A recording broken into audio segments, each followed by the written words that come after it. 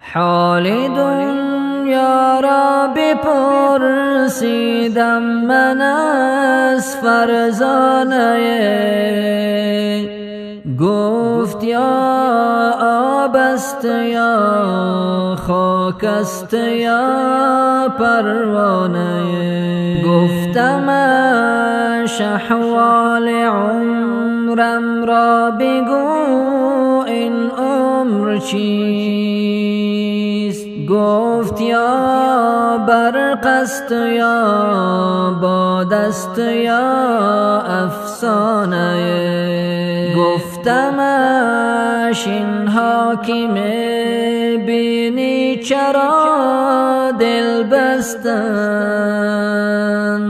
گفت یا خوابند یا مستند یا دیوانه. گفت یا خوابند یا مستند یا دیوانه.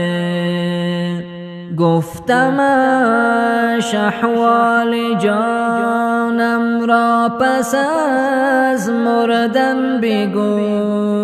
گفت یا باغ است یا نار است یا ویرانه. گفت یا باغ است یا نار